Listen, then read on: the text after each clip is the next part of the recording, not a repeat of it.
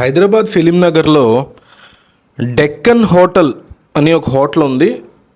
ఆ హోటల్కి సంబంధించి డెక్కన్ కిచెన్ హోటల్ ఈ కూల్చివేత ఘటనలో హీరో దగ్గుబాటి వెంకటేష్, నిర్మాత దగ్గుబాటి సురేష్ బాబు, హీరో రాణా మీద కేసు నమోదు చేయాలని నాంపల్లి హైకోర్టు ఆదేశించింది.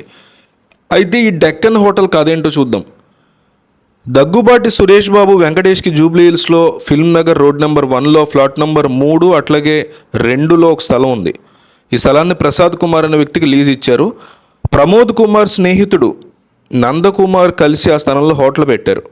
అయితే ఆ హోటల్ని సబ్ లీజ్కి ఇచ్చినట్టు సమాచారం. మహీంద్రా హిల్స్కి చెందిన సయ్యద్ అజాజ్ అతని సోదరుడు సయ్యద్ అజర్కి సబ్ లీజ్కి ఇచ్చారు. 12 లక్షలు అడ్వాన్స్గా తీసుకుని అమ్మకాల మీద 10% కమిషన్ చెల్లించడానికి ఒప్పందం కుదుర్చుకున్నట్టు తెలిసింది.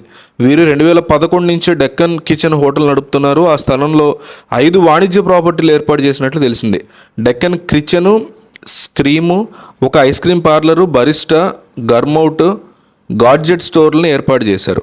అయితే ఒప్పందం ప్రకారం ఆ స్థలంలో కొత్త కట్టడాలు సబ్ లీజ్కి ఇవ్వడానికి అనుమతి లేదు.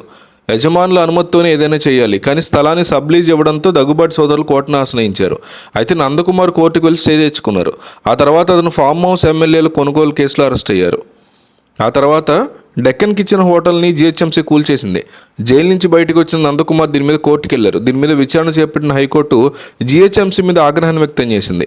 తాజాగా నందకుమార్, దగ్గుబాటి సురేష్ బాబు, వెంకటేష్, రాణా పోలీసుల మీద ఫిర్యాదు చేశారు. అలాగే హోటల్ కూల్చివేత మీద కేసు నమోదు చేసేలా ఆదేశించాలని నాంపల్లి కోర్టును ఆశ్రయించారు. కోర్టు స్టే ఉన్న వెంకటేష్, సురేష్ బాబు, రాణా జిహెచ్ఎంసీ డెక్కన్ హోటల్ని కూల్చివేసినట్లు పేర్కొన్నారు. నందకుమార్ పిటిషన్ మీద విచారణ చేపట్టిన నాంపల్లి హైకోర్టు సురేష్ బాబు, వెంకటేష్, రాణాల మీద కేసు నమోదు చేయాలని పోలీసులను ఆదేశించింది.